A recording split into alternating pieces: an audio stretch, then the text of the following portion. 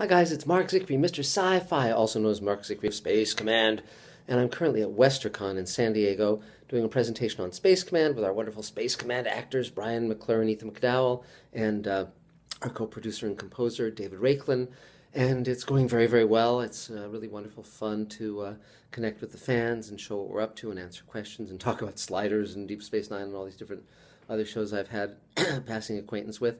And and next week it's Comic-Con, the monster. So we'll be doing our Space Command panel there, 11:30 a.m. on Friday, and then I'm on a lot of other panels, and we're doing signings and all sorts of stuff. But that's not what I was here to talk about, because I just saw Terminator Genisys, and basically I just want to talk about it for a few minutes and share my thoughts with you.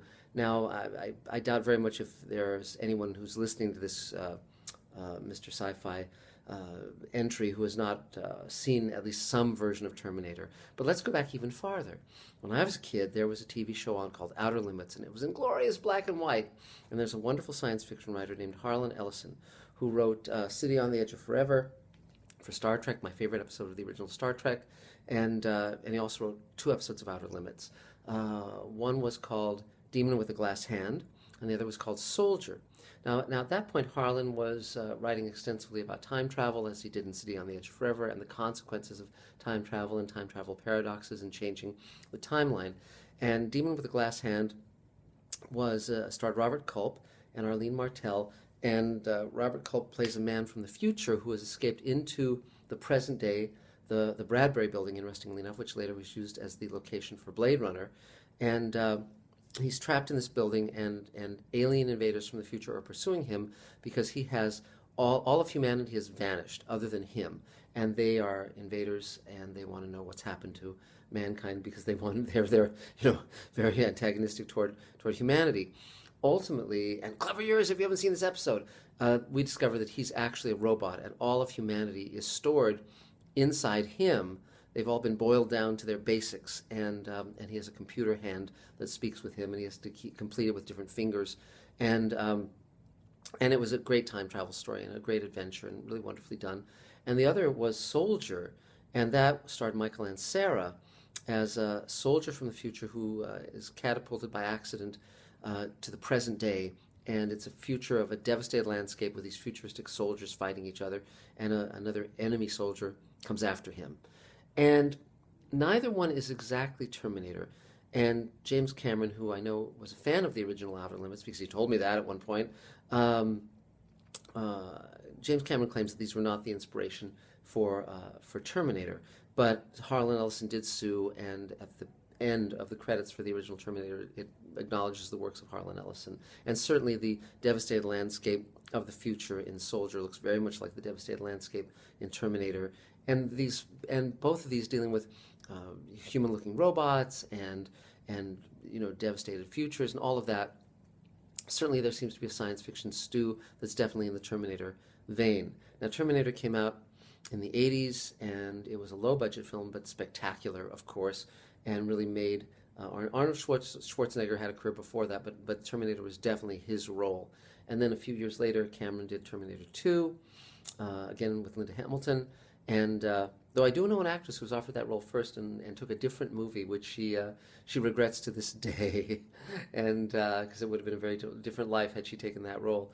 But both Terminator 1 and Terminator 2, written and directed by James Cameron, are terrific films.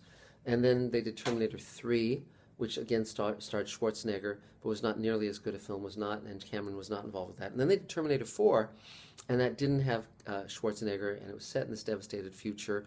And it had Christian Bale in the role of John Connor, and Christian Bale was doing his hero role, which I very strongly dislike, where he just does this monotone voice and has one expression, and he does that for Batman, and he did it for Terminator 4, and or Terminator Salvation if you want to be specific. The director's cut of Terminator Salvation is actually better than the theatrical release, but it's still not great. And it stars the actor from Avatar. And it's okay. It's not a bad film when you see the director's cut, but the ending is very funky. And again, I don't want to spoil that for those who haven't seen it. But now we get Terminator Genisys. And we have Daenerys from Game of Thrones, Daenerys Targaryen, not doing an American accent here, and we have Arnold Schwarzenegger back as the Terminator. And for those who've seen the trailer, and again, I think, don't listen to this if you haven't seen the trailer at least, because the trailer reveals a lot of the plot turns, which has Schwarzenegger going back as Terminator and saving the child Sarah Connor and raising her as a surrogate father, and ultimately destroying his own Terminator self at the beginning of the first movie, where it's the Griffith Observatory. And so it's another timeline, just like with JJ's Star Trek. We're in another alternate timeline with an alternate storyline, and we get to see what would have happened. And there's some twists and turns in this movie that are very clever and very interesting, but in the end, they fall afoul of the time paradoxes and the timeline. It's like the shoelaces get tied together, and all the cool stuff. For instance, Skynet, which was this military computer that takes over the world and attacks humanity. Well, that was cool and scary in the 80s. But now, in this film, it's Skynet as an app that everyone's going to download to link up all their devices. And I think that's a very fun idea. And John Connor, they do a turn on him that's very different and interesting. But again, once they start to do these tropes, they don't know what to do with them. And so it's a disappointing film. Worth seeing if you're a real fan of Terminator. There's some interesting little bits and pieces. They also, of course, did the Sarah Connor TV show, which again was not thrilling to fans of the Terminator, because again, there's that period starting with Star Wars in '77 and going all through the early '90s with Jurassic Park, where these amazing genre films that were really fresh and new and pushing the envelope of visual effects and creating characters that were strong and wonderful and powerful. And now in this summer, we're revisiting all of those franchises, and some of them, like the Mad Max film, are terrific, Fury Road, and some like Jurassic World are at least entertaining and certainly being successful. But others, like the Terminator film, are not fitting the bill, unfortunately. It's fun to see Schwarzenegger back as the Terminator. It's fun to see some twists and turns and gags that are playing on old riffs. The actors in the other roles are not nearly as strong as Linda Hamilton and Edward Furlong, who was great as the young John Connor in Terminator 2. So I guess the bottom line of all of this is watch it if you'd like to. Enjoy it, get the value. Well, sitting in a dark room with popcorn is always a great thing if it's not too irritating. But if you really want to be entertained, go and watch Terminator 1 and 2, but also, if you want to see something really spectacular and fascinating, go back to the original Outer Limits and watch Soldier and Demon with a Glass Hand. Harlan Ellison is one of the great geniuses of science fiction, and these are two of his greatest works. So, and you can't beat Robert Culp and Michael Ansara, just phenomenal. One little fun side note is that the actor who plays against Michael Ansara in Soldier, Lloyd Nolan, was quite deaf at the time, and he's kind of yelling and speaking loudly. He couldn't hear anything, and so he's kind of a little bit flat, and that's the reason why.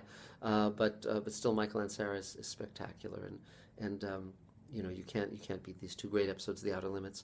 So that's Mr. Sci-Fi for now, from San Diego, California, from WesterCon, and we'll talk again real soon. Mr. Sci-Fi is now an audio podcast, so you can go on iTunes and subscribe to it and listen to the audio if you don't want to look at me each time you check in with Mr. Sci-Fi, and so subscribe, spread the word. We'll be talking really soon, probably from Comic-Con, and that's it for now. But we're editing Space Command. Things are going very well. It's an exciting time. I'm grateful to everyone who's making my dreams come true, and I hope in a little way to help make yours come true as well. Talk to you soon. Bye-bye.